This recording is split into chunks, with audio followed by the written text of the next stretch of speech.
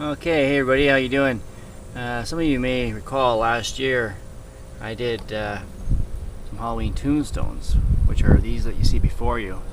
And it was my intention at that time to make two of them into what I believe they're called Tombstone Poppers.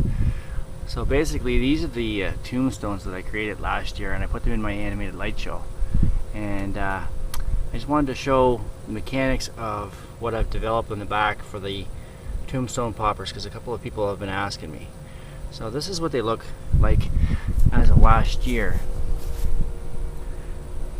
Try to get both as best I can here. And now I'll go around to the back and show you what I've kind of done for the mechanical part.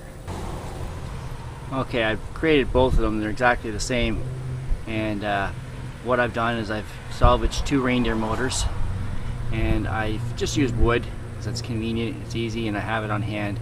And I've mounted up the motor to the back of the tombstone. I've installed some wooden framing in the back also to add support.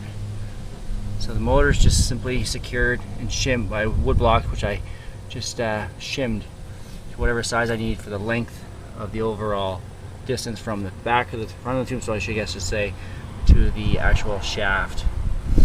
And I installed, I think this was a 5.5 inch eyelet from Home Depot, and that's just how it works. So it motor turns, and I built a little, I guess, shaft just out of a steel bracket from Home Depot, and I bent a 90-degree in it, and I just kept playing with the holes, and I drilled additional holes to get the stroke that I wanted, meaning the up and down portion. So that's basically how I did that. As you can see, it just goes up and down. I then added some 2x2s or 2x3 blocking, and just used L brackets to temporarily secure them to give them a little height so that they can clear on the bottom. And I drilled a 1/2 inch hole in them, and I can stake them down so they don't fall over in the wind. I don't have the heads or hands yet because in my area the Halloween stuff's just not out quite yet. But in the next week or two I hope to have it all, and I'll come back and I'll show you kind of a completed view. But there's a couple people are asking how I did it. That's basically how I did it. I hope it's understandable, but the trickiest part is just playing with all these parts here where you make the 90 and getting the right stroke. And there is no calculation that I know, it's just all done by trial and error. So I just kept moving this motor up and down and moving the hole, drilling additional holes, and moving the bolt that I have through here to a different hole to get this portion, which is the stroke portion, correct. If the motor's too high, it will bind, it won't run right.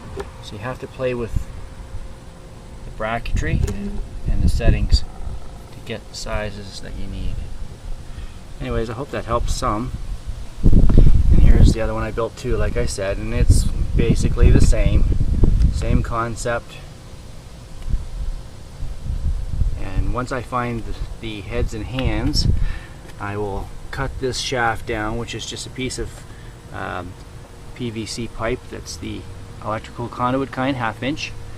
And I'll cut this shaft to length depending on the head size, so that it'll tuck in behind the tombstone here on the bottom stroke. But I can't do that till I know exactly the height. I've marked on my pipe the high and low settings, so I know how much stroke there is. So I just have to measure that and cut it down when the time comes. So anyways, hope that helps.